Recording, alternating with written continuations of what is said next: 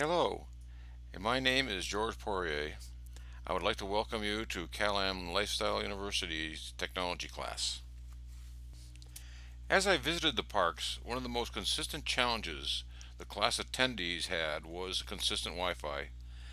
T-Mobile has come out with a great solution for Mesa Regal, and I suspect several other parks as well.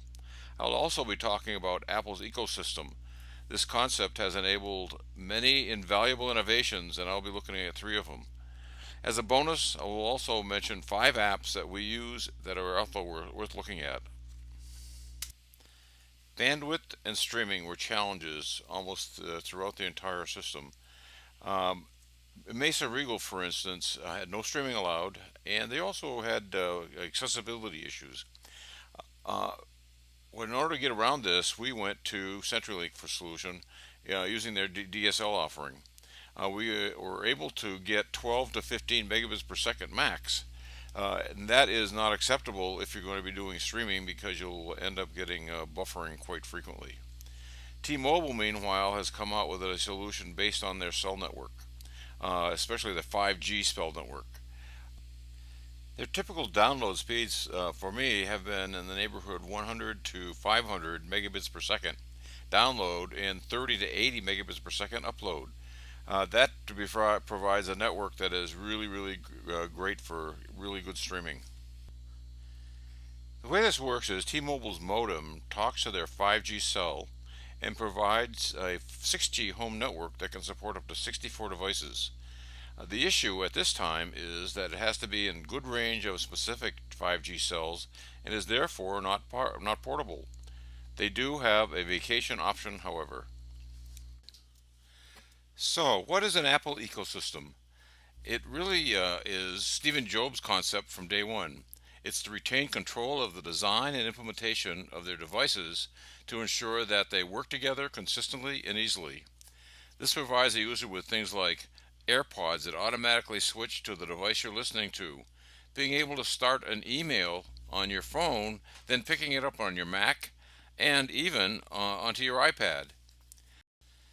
Despite the fact that it's built into the devices, there's still some setting up that you need to do to enable some of these new capabilities.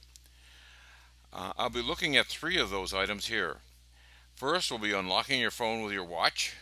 That is an absolutely fabulous addition to the ecosystem. We'll talk about the universal clipboard, and finally, Handoff.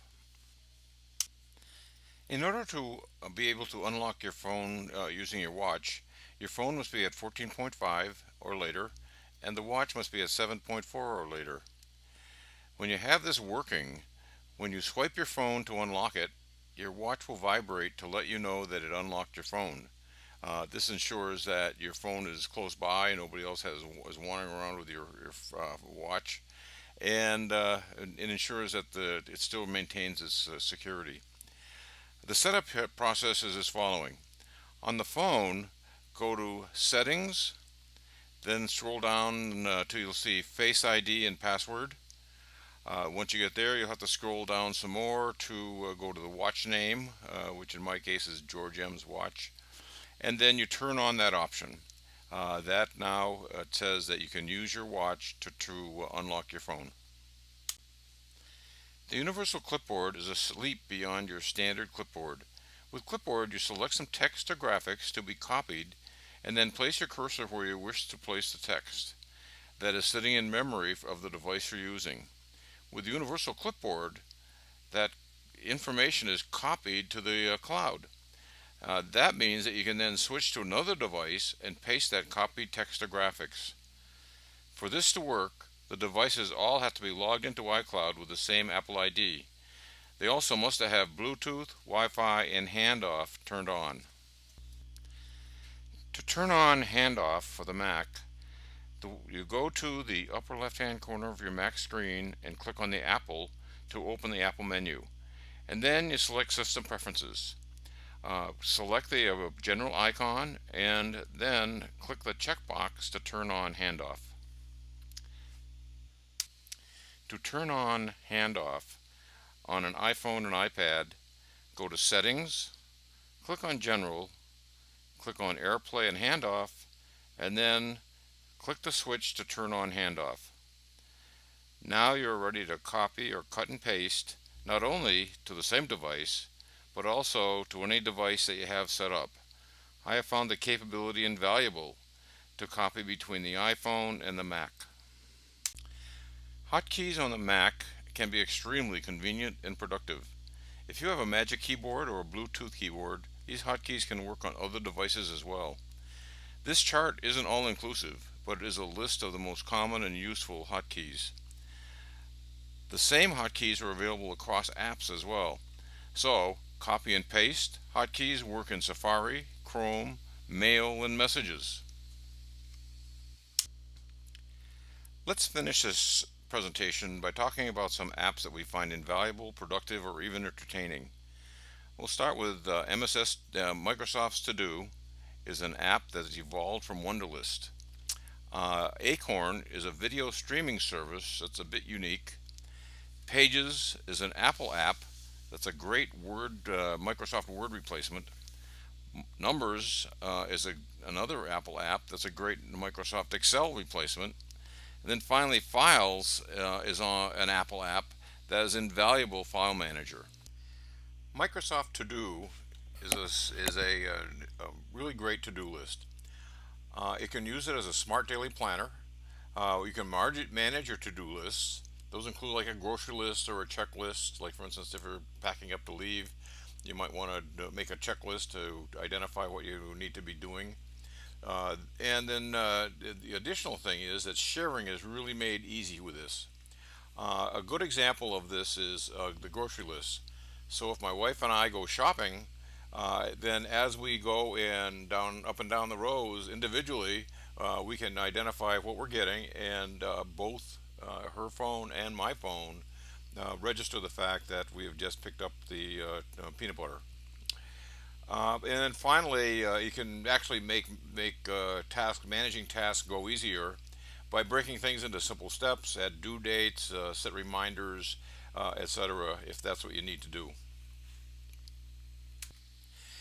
Acorn TV is a video streaming app, much like Netflix and those guys.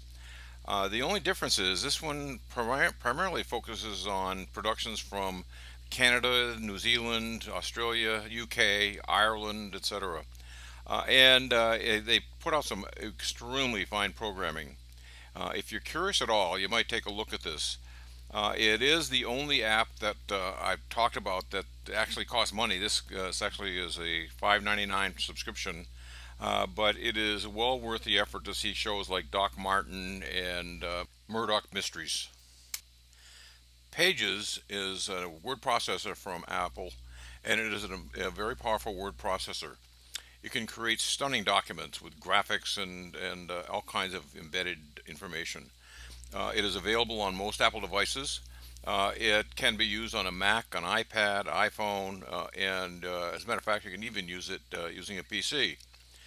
Because Microsoft Word is so ubiquitous, there's also a capability to import and export documents that are Word documents, so that you can play in that world as well. Like Pages, Numbers has been developed by Apple to replace the need for having an Excel.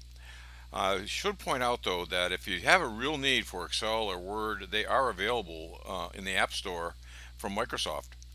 So you can in fact get those as well. But if you need to create complex, beautiful spreadsheets, then this Numbers will do the job for you.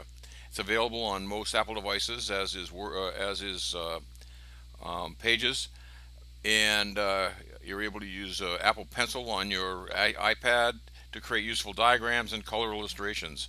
It is a very strong Excel replacement, and I have been able to use that since I left IBM many years ago and not have to get Excel. Files is the app you use to view files and folders. It's depicted by a file folder, and that represents the app called Files. When you use it, you can use it to view files and folders on a myriad devices. Those include your iCloud, your Google Cloud, your OneCloud, and any other cloud services you may have. It also can be used to view files on external devices. So if you have a thumb drive or an external hard drive, etc., then you can in fact plug those guys into the device and look at those as well. That would require an adapter for Lightning or USB-C, or in fact a regular USB adapter.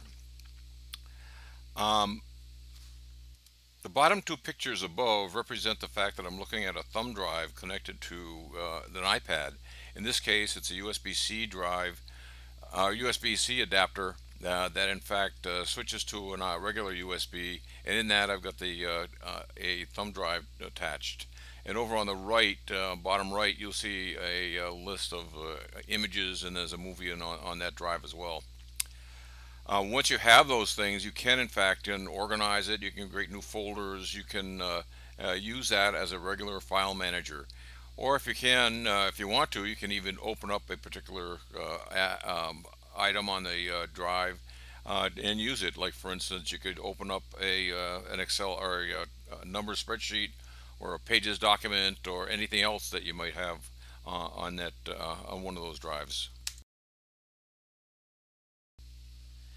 When you open an image on this drive, they come up instantly and they look gorgeous. Now you will see what the video looks like, and you'll notice that it is really smooth. It is not jerky at all. It runs just perfectly on the device.